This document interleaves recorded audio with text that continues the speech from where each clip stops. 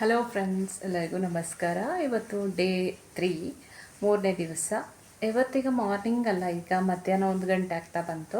ಈಗ ಬೆಳಗ್ಗೆಯಿಂದ ವೀಡಿಯೋ ಮಾಡಲಿಕ್ಕೆ ಆಗಲಿಲ್ಲ. ನಾನು ಮಾರ್ನಿಂಗ್ ರೂಟೀನ್ ಅಷ್ಟೇ ಅಪ್ಡೇಟ್ಸ್ ಮಾಡುವ ಅಂಥೇಳಿ ಬೆಳಗ್ಗೆಯಿಂದ ವೀಡಿಯೋ ಮಾಡಬೇಕು ಅಂತೇಳಿ ಅಂದ್ಕೊಳ್ತಾ ಇದ್ದೆ. ಮತ್ತು ಬ್ಯುಸಿ ಒಂದಾದಮೇಲೆ ಒಂದು ಕೆಲಸಗಳು.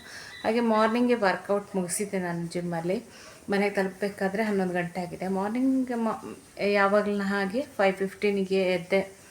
ಅದಾದ ನಂತರ ನಂದು ಬ್ರೇಕ್ಫಾಸ್ಟು ಅಂದರೆ ಏನು ಗೊತ್ತಾ, ನಾನೊಂದು ಈ ಒಂದು ವೆಯ್ಟ್ ಲಾಸ್ ಜರ್ನಿ ಅಂತ ಹೇಳಿದರೆ ಒಂದೇ ರೀತಿ ಬ್ರೇಕ್ಫಾಸ್ಟ್ ತಗೋಬೇಕು ಅಂತ ಹೇಳಿ ಅಂದ್ಕೊಂಡಿದ್ದೇನೆ ಒಂದು ಸ್ವಲ್ಪ ಟೈಮಿಗೆ. ಆಮೇಲೆ ನಂಗೆ 5:15ಗೆ ನಾನು ಎದ್ದು ಜಿಮ್ಮಿಗೆ 6 ಗಂಟೆಗೆ ಅಲ್ಲಿ ಮುಟ್ಟಬೇಕು. ಹಾಗಾಗಿ ಬೇರೆ ಅಂತ ಬ್ರೇಕ್ಫಾಸ್ಟ್ ಮಾಡಿಕೊಂಡು ತಿಂದ್ಕೊಂಡು ಹೋಗುವಷ್ಟು ಟೈಮ್ ಇಲ್ಲ. ಸೊ ನನಗೆ ಓವರ್ನೈಟ್ ಓಟ್ಸು ತುಂಬಾ ಈಸಿ ಆಗುತ್ತೆ. ಹಾಗಾಗಿ ಓಟ್ಸೇ ಪ್ರಿಫರ್ ಮಾಡ್ತಾ ಇದ್ದೇನೆ. ಆಮೇಲೆ ಸಂಡೇ ಮೇ ಬಿ ನಾನು ಓಟ್ಸ್ ತಿನ್ನಲ್ಲ. ಮಾರ್ನಿಂಗ್ ಚಪಾತಿ, ಇಡ್ಲಿ, ದೋಸೆ ನಮ್ಮ ಮಾಮೂಲಿ ಏನಿದೆ ಅದನ್ನು ಮಾಡುವ ಅಂತಿದ್ದೇನೆ. ಅಂದರೆ ಮತ್ತು ಏನಾದರೂ ವೀಕೆಂಡ್ ಸಂಜೆ ಏನಾದರೂ ಹೊರಗಡೆ ಹೋಗ್ಲಿಕ್ಕಿದ್ರೆ ಹೊರಗಡೆ ಹೋಗ್ಬೋದು. ಯಾವ ರೀತಿ ರೂಟೀನ್ ಸೆಟ್ ಆಗುತ್ತೆ ಅಂತೇಳಿ ನನಗೇ ಗೊತ್ತಿಲ್ಲ. ಹಾಗೆ ಇವತ್ತು ಓಟ್ಸ್ ತಿಂದೆ. ಮತ್ತು ಬಂದ ಮೇಲೆ ನಾನೊಂದು ಒಂದು ಆರೆಂಜನ್ನು ತಗೊಂಡಿದ್ದೇನೆ. ವಿಟಮಿನ್ ಸಿ ತುಂಬ ಚೆನ್ನಾಗಿರ್ತದೆ. ಹಾಗೆ ನಾವು ಕ್ಯಾಲ್ಸಿಯಂ ರಿಚ್ ಇರುವಂತಹ ಫುಡ್ಡನ್ನು ಜಾಸ್ತಿ ಕನ್ಸ್ಯೂಮ್ ಮಾಡಬೇಕು. ಯಾಕೆಂದರೆ ಸ್ಟ್ರೆಂತ್ ಟ್ರೈನಿಂಗ್, ಈ ವೆಯ್ಟ್ ಎತ್ತೋದು ಆ ಥರ ಎಕ್ಸಸೈಸ್ಗಳನ್ನೆಲ್ಲ ನಾವು ಮಾಡ್ತಾ ಇರಬೇಕಾದ್ರೆ ಬೋನು ಸ್ಟ್ರಾಂಗ್ ಆಗಿರಬೇಕು. ಅದ ಕಾರಣ ಕ್ಯಾಲ್ಸಿಯಂ ರಿಚ್ ಫುಡ್ಡುಗಳು, ಹಾಗೆ ಸಪ್ಲಿಮೆಂಟ್ಗಳು ಬೇಕಾದರೂ ತಗೊಳ್ಬೋದು. ಕ್ಯಾಲ್ಸಿಯಂ ಟ್ಯಾಬ್ಲೆಟ್ ಇರ್ಬೋದು, ಅಥವಾ ನೀವು ಒಮೆಗಾ 3 ಆ ಥರ ಫಿಶ್ ಆಯಿಲ್ ಕ್ಯಾಪ್ಸೂಲ್ಗಳು ಆ ಥರದನ್ನೆಲ್ಲ ತಗೊಂಡ್ರೆ ತುಂಬಾ ಒಳ್ಳೆಯದು. ಒಂದು 30 ನಂತರ ಅಥವಾ 30ರ ನಂತರ 40ರ ನಂತರ ನಾವು ಸಪ್ಲಿಮೆಂಟ್ ತುಂಬ ಅಗತ್ಯ ಇರ್ತದೆ. ಯಾಕೆಂದರೆ ನಮಗೆ ಡಿಫಿಷಿಯನ್ಸಿ ಬರ್ತದೆ. ನರಗಳ ತೊಂದರೆ ಇರ್ಬೋದು, ಅಥವಾ ಎಲುಬು ಬೋನ್ ವೀಕ್ ಆಗೋದು, ನ್ಯೂಟ್ರಿಷನ್ ನಮ್ಮ ಫುಡ್ಡಲ್ಲೆಲ್ಲ ನಮಗೆ ಸಾಕಾಗದೇ ಇರುವಂಥದ್ದು ಇಂಥದ್ದೆಲ್ಲ ಆಗ್ತದೆ. ಅದಕ್ಕೋಸ್ಕರ ನಾವು ಸಪ್ಲಿಮೆಂಟನ್ನು ತಗೊಳ್ಳೋದು. ಕೆಲವರ ಮನಸ್ಸಲ್ಲಿದೆ ಸಪ್ಲಿಮೆಂಟ್, ಪ್ರೋಟೀನ್ ಅದೆಲ್ಲ ತಗೋಬಾರ್ದು, ಪ್ರೋಟೀನ್ ಪೌಡರ್ ಎಲ್ಲ ತಗೋಬಾರ್ದು ಅಂತೇಳಿ. ಕೆಲವು ಅಂದರೆ ಈಗ ನಕಲಿ ಪ್ರಾಡಕ್ಟ್ಗಳು ಕೂಡ ಇದೆ. ಪ್ರೋಟೀನನ್ನು ತಗೊಳ್ಬೋದು. ನಕಲಿ ಪ್ರಾಡಕ್ಟ್ಗಳು ಸೋಯಾ ಏನೋ ಕಮ್ಮಿ ಇಂಗ್ರೀಡಿಯೆಂಟ್ಸನ್ನೆಲ್ಲ ಹಾಕಿ ಮಾಡಿರುವಂಥದ್ದು. ಮಾರ್ಕೆಟಿಂಗಲ್ಲಿ ಏನೇನೋ ಇರುತ್ತೆ, ಅದರಲ್ಲಿ ನಾವು ನೋಡಿ ಕೇಳಿ ಗೊತ್ತಿದ್ದವ್ರ ಹತ್ರ ತಿಳ್ಕೊಂಡು ಒಳ್ಳೆ ರೀತಿಯ ಪ್ರೋಟೀನ್ ಪೌಡ್ರನ್ನು ಪರ್ಚೇಸ್ ಮಾಡ್ಕೊಳ್ಬೋದು. ಪ್ರೋಟೀನ್ ಪೌಡರ್ ಅಂತೇಳಿ ಕಡಿಮೆಗೆ ಯಾರಾದರೂ ಕೊಡ್ತಾರೆ ಅಂದರೆ ನೀವು ತಗೊಳ್ಬೇಡಿ. ಅದರಲ್ಲಿ ಏನೂ ಇರೋದಿಲ್ಲ. ಬೇಕಾದಂತಹ ಎಸೆನ್ಷಿಯಲ್ ನ್ಯೂಟ್ರಿಯೆಂಟ್ಸ್ಗಳು ಎಂಥದೂ ಇರೋದಿಲ್ಲ. ಹಾಗಾಗಿ ಪ್ರೋಟೀನ್ ಪೌಡರ್ ಅಂದರೆ 2000 3000 ಅಬವ್ ಜಾಸ್ತಿನೇ ಇರುತ್ತೆ, ಕಡಿಮೆಗೆ ಅಂತೇಳಿ ಸಿಗೋದಿಲ್ಲ. ನೀವು ಈ ಚಾಕ್ಲೇಟ್ ಓಟ್ಸ್, ಪಿಂಟೋಲ ಅವರದ್ದಿರ್ಬೋದು, ಮೈ ಫಿಟ್ನೆಸ್, ಇನ್ಯಾವುದು ಬೇರೆ ಬೇರೆ ಬ್ರ್ಯಾಂಡ್ಗಳಿದೆ.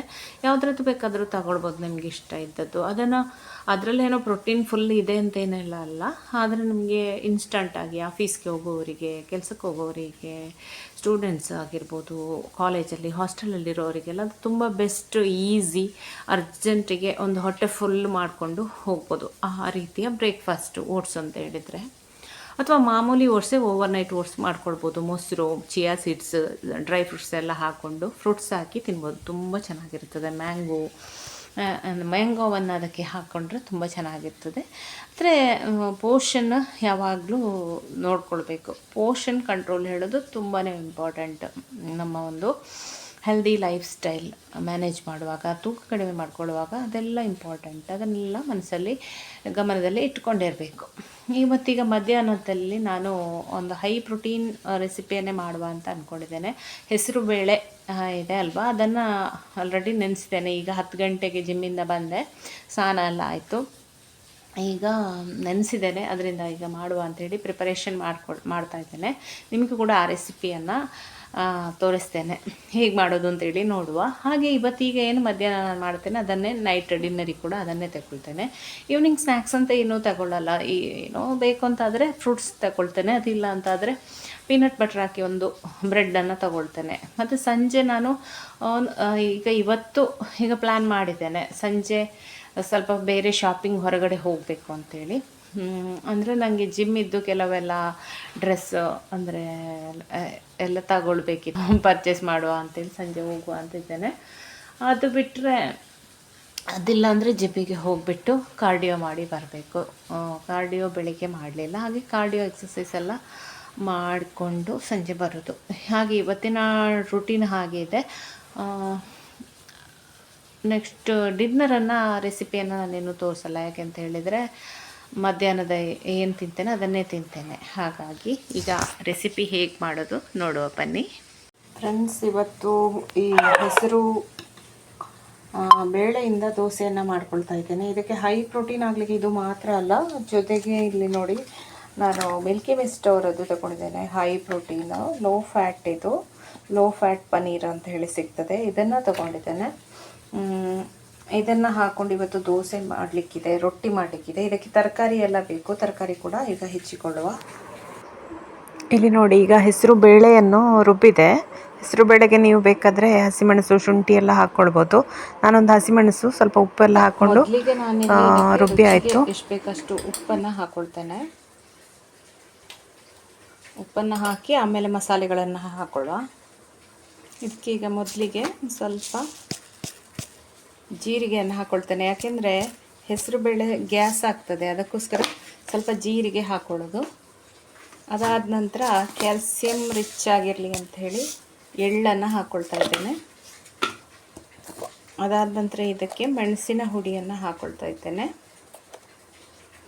ಗ್ರೈಂಡ್ ಬೇಕಾದರೆ ನೀವು ಬೆಳ್ಳುಳ್ಳಿ ಇಷ್ಟ ಇದ್ದರೆ ಬೆಳ್ಳುಳ್ಳಿ ಹಾಕ್ಕೊಳ್ಬೋದು, ನಾನು ಹಾಕ್ಕೊಳ್ಳಿಲ್ಲ. ಈಗ ಒರಿಗೇನೋವನ್ನು ಒಂದು ಸ್ವಲ್ಪ ಹಾಕ್ಕೊಳ್ತಾ ಇದ್ದೇನೆ ಫ್ಲೇವರಿಗೆ. ಈಗ ಇದನ್ನೆಲ್ಲವನ್ನು ಚೆನ್ನಾಗಿ ಮಿಕ್ಸ್ ಮಾಡಿಕೊಳ್ಬೇಕು.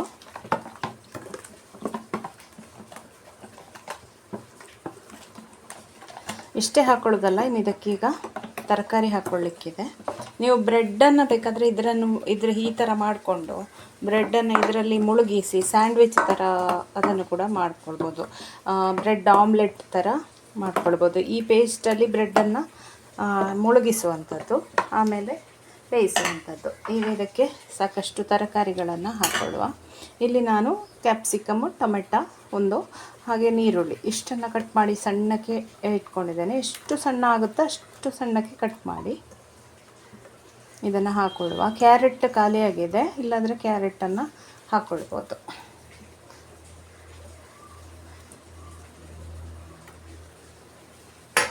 ಇದನ್ನು ಈಗ ಚೆನ್ನಾಗಿ ಮಿಕ್ಸ್ ಮಾಡಿಕೊಳ್ಬೇಕು. ಇದಾದ ನಂತರ ಇದಕ್ಕೆ ಲೋ ಫ್ಯಾಟ್ ಪನ್ನೀರ್ ಇದೆ, ಅದನ್ನು ಪುಡಿ ಮಾಡ್ಕೊಂಡು ಹಾಕ್ಕೊಳ್ಬೇಕು. ಇದಕ್ಕೆ ನೋಡಿ, ಇಲ್ಲಿ ಲೋ ಫ್ಯಾಟ್ ಪನ್ನೀರನ್ನು ತುರ್ಕೊಂಡು ರೆಡಿ ಮಾಡಿಕೊಂಡೆ. ಹಾಗೆ ನಿನ್ನೆ ರಾಗಿ ರೊಟ್ಟಿ ಮಾಡಿದ್ದೆ, ಅದರ ಹಿಟ್ಟು ಸ್ವಲ್ಪ ಇತ್ತು, ಅದನ್ನು ಇದಕ್ಕೆ ಸೇರಿಸ್ಕೊಳ್ಳುವ ಅಂಥೇಳಿ ಮಿಕ್ಸ್ ಮಾಡ್ಕೊಳ್ತಾ ಇದ್ದೇನೆ. ತರಕಾರಿಗಳಿದೆ, ಅದರಲ್ಲೂ ಕೂಡ ಪನ್ನೀರು ಎಲ್ಲ ಹಾಕಿದ್ದಿದೆ, ಹಾಗಾಗಿ ಅದನ್ನು ಇದಕ್ಕೆ ಸ್ವಲ್ಪ ಸೇರಿಸ್ಕೊಳ್ತಾ ಇದ್ದೇನೆ. ಹಾಗೆ ಪನ್ನೀರನ್ನು ಕೂಡ ಹಾಕ್ಕೊಳ್ಳುವ. ಈಗ ಪನ್ನೀರನ್ನು ಹಾಕಿ ಮಿಕ್ಸ್ ಮಾಡಿಕೊಳ್ಬೇಕು.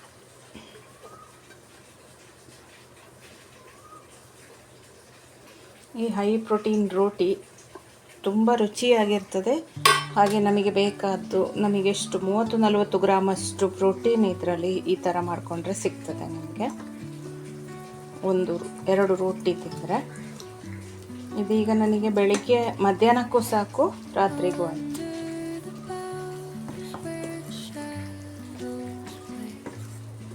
ಇದನ್ನು ಸ್ವಲ್ಪ ನೀರು ಮಾಡಿಕೊಂಡು ಡೈಲ್ಯೂಟ್ ಮಾಡಿಕೊಂಡು ಕನ್ಸಿಸ್ಟೆನ್ಸಿ ನೋಡಿಕೊಂಡು ದೋಸೆ ಥರ ಮಾಡುವಂಥದ್ದು. ಸ್ವಲ್ಪ ನೀರು ಹಾಕ್ಕೊಳ್ಳುವ.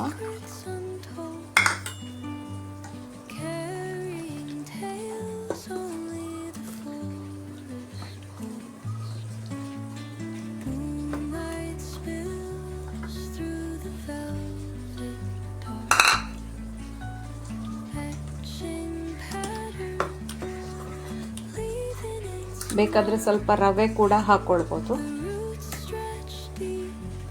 ಅದಕ್ಕೊಂದು 1-2 ಚಮಚದಷ್ಟು ರವೆಯನ್ನು ಹಾಕ್ಕೊಂಡೆ, ಸುಮ್ಮನೆ ಕ್ರಿಸ್ಪಿಯಾಗಿ ಬರಲಿ ಅಂತ.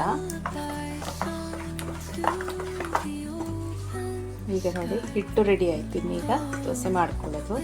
ಕಾವಲಿ ಹಿಟ್ಟು ಬಿಸಿ ಆಗುವಾಗ ಸ್ವಲ್ಪ ನೆನೆ, ರವೆ ಹಾಕ್ಕೊಂಡಿದ್ದೇನಲ್ಲ, ಹಾಗಾಗಿ ಸ್ವಲ್ಪ ನೆನೆಲಿ, ಆಮೇಲೆ ಕಾವಲಿಗೆ ಎಲ್ಲ ಬಿಸಿ ಆಗುವಾಗ ರೆಡಿ ಆಗುತ್ತೆ.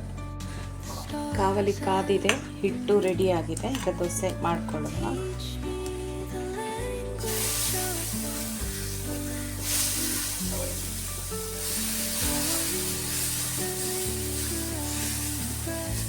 ಹೀಗೆ ಮಾಡಿಕೊಂಡು ಎಷ್ಟು ತೆಳು ಆಗ್ತದೆ ನಿಮಗೆ ಅಷ್ಟು ಮಾಡಿ. ಸ್ವಲ್ಪ ದಪ್ಪನೇ ಬರ್ತದೆ, ತರಕಾರಿ ಎಲ್ಲ ಹಾಕಿರೋ ಕಾರಣ ಅದು ಈ ರೀತಿನೇ ಬರ್ತದೆ.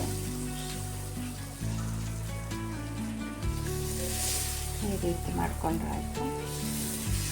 ನಾನು ಫಸ್ಟ್ ದೋಸೆ ಯಾವಾಗಲೂ ದೊಡ್ಡದು ಮಾಡ್ಕೊಳ್ಳೋದು, ಆಮೇಲೆ ಚಿಕ್ಕ ದೋಸೆ ಮಾಡ್ಕೊಳ್ಳೋದು. ಹೈ ಪ್ರೋಟೀನ್ ಮೂಂಗ್ ದಾಲ್ ಚೀಲನ, ಮೂಂಗ್ ದಾಲ್ ದೋಸೆನ, ಮೂಂಗ್ ದಾಲ್ ರೊಟ್ಟಿನ ಏನಾದರೂ ಹೇಳ್ಕೊಳ್ಬೋದು. ತುಂಬ ರುಚಿಯಾಗಿರ್ತದೆ ಇದು. ಎಣ್ಣೆ ತುಪ್ಪ ಏನಾದರೂ ಬೇಕಾದರೆ ಹಾಕ್ಕೊಳ್ಬೋದು, ನಾನೇನು ಹಾಕ್ಕೊಡೋದಿಲ್ಲ.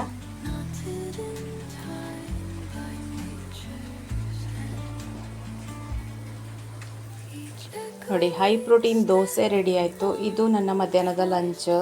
ಇದರಲ್ಲಿ ಕ್ಯಾಲೋರಿ ಕಡಿಮೆ ಇರ್ತದೆ, ನಿಮಗೆ ಹೈ ಪ್ರೋಟೀನ್ ಇರ್ತದೆ, ತರಕಾರಿಗಳು ಜಾಸ್ತಿ ಇರ್ತದೆ. ಮೂಂಗ್ ದಾಲನ್ನು ತುಂಬ ಕ್ಯಾಲೋರಿ ಕಮ್ಮಿ. ಇದರಲ್ಲಿ ಇಷ್ಟು ದಪ್ಪ ಇದೆ, ಇಷ್ಟು ಇದೆಯಾ ಅಂತ ನಿಮಗೆ ಅನ್ನಿಸ್ಬೋದು, ಬಟ್ ಇದರಲ್ಲಿ ತುಂಬ ಕ್ಯಾಲೋರಿ ಕಡಿಮೆ, ಅದರ ಹೈ ಪ್ರೋಟೀನ್. ಹಾಗೆ ಪಾಲಕ್ ಪನ್ನೀರ್ ಮಾಡಿದೆ, ಅದನ್ನು ಸ್ವಲ್ಪ ತಗೊಂಡಿದ್ದೇನೆ. ಇದು ನನ್ನ ಲಂಚ್, ಹಾಗೆ ಡಿನ್ನರ್ ಕೂಡ ಇದೆ. ಫ್ರೆಂಡ್ಸ್, ನಿಮಗೆ ಈ ವಿಡಿಯೋ ಇಷ್ಟ ಆದರೆ ಖಂಡಿತ ಲೈಕ್ ಮಾಡಿ, ಹಾಗೆ ಚಾನಲನ್ನು ಸಬ್ಸ್ಕ್ರೈಬ್ ಮಾಡಿ. ನೀವು ಫಸ್ಟ್ ಟೈಮ್ ನನ್ನ ಚಾನಲನ್ನು ನೋಡೋದು ಅಂತಾದರೆ ಖಂಡಿತ ಸಬ್ಸ್ಕ್ರೈಬ್ ಆಗೋದನ್ನು ಮರಿಬೇಡಿ. ಹೀಗೇ ಬೇರೆ ಬೇರೆ ಹೈ ಪ್ರೋಟೀನ್ ರೆಸಿಪೀಸ್ ಜೊತೆ ನಾನು ಮತ್ತೆ ಬರ್ತೇನೆ. ಅಲ್ಲಿವರೆಗೆ ನಮಸ್ಕಾರ, ಬಾಯ್ ಬಾಯ್, ಟೇಕ್ ಕೇರ್, ಥ್ಯಾಂಕ್ ಯು.